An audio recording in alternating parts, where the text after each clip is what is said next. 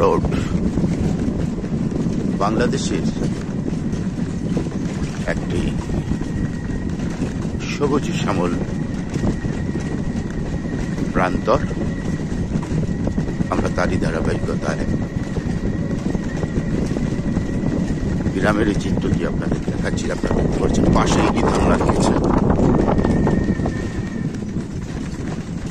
দুই পাশে গাছ গাছালি,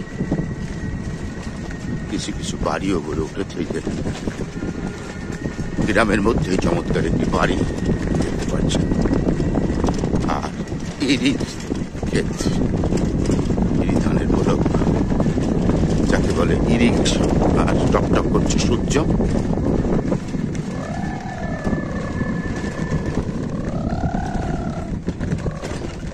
সবুজের সেই দৃশ্যলিপি আমার দেখতে খুব ভালো লাগে।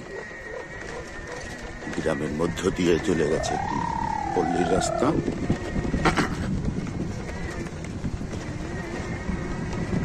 রাস্তাটি অনেকদিন আগে নির্মাণ হয়েছে, একটু ভেঙে চুরেও গেছে দেখা যাচ্ছে।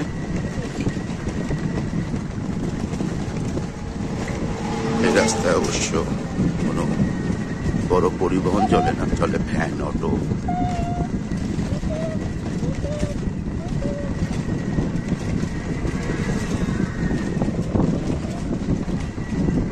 পাশে একটি ফসলের ক্ষেত দেখতে পাচ্ছেন, তাল গাছ দাঁড়িয়ে আছে, সূর্য মামা উঁকি মারছে।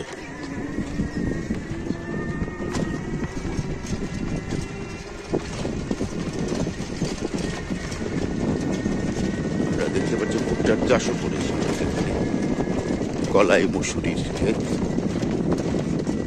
আবার যারা গরু পোষে দামি ফলন করে তারা ঘাস রেখেছে। আর একটি শস্যর ক্ষেত, সারি সারি গাছ।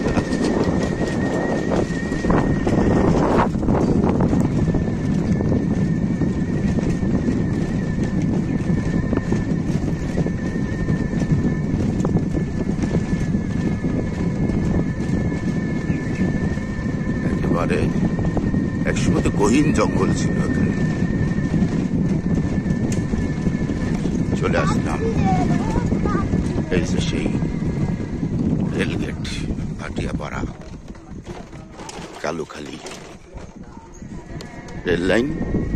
সামনে আমরা দেখতে পাচ্ছি সেই বেনাপোল যাওয়া, বেনাপোল টু ঢাকা, আবার খুলনা টু ঢাকা, ঢাকা টু খুলনা সেই রেলের ওভার ব্রিজ, যার উপর দিয়ে রেল যায়, আর তার জল দিয়ে হয়েছে সুড়ঙ্গ। দারুণ একটি দৃশ্য আমাদের।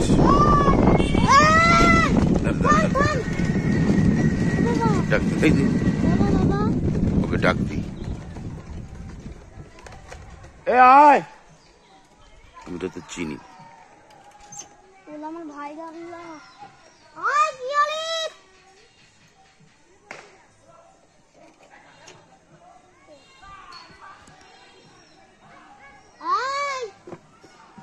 শুনে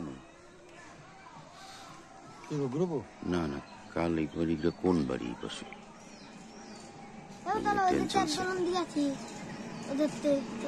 আমি তো আইটে যেতে পারবো না বাবা, দাঁড়ান আমি ওর কাছে জিজ্ঞাসা করি।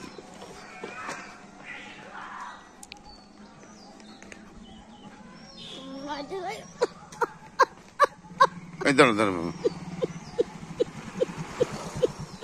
আমরা চলে আসছি সেই ওভার ব্রিজ রেল গেটের কাছে। বাবা আমি তো ভিডিও তুলবো।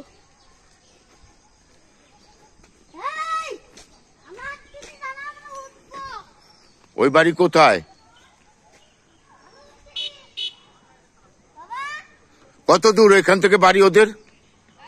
ওই বাড়ি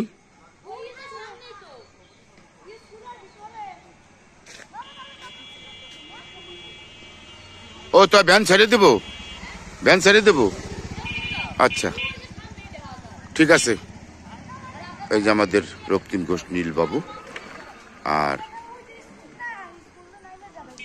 কত দূর ওখান থেকে?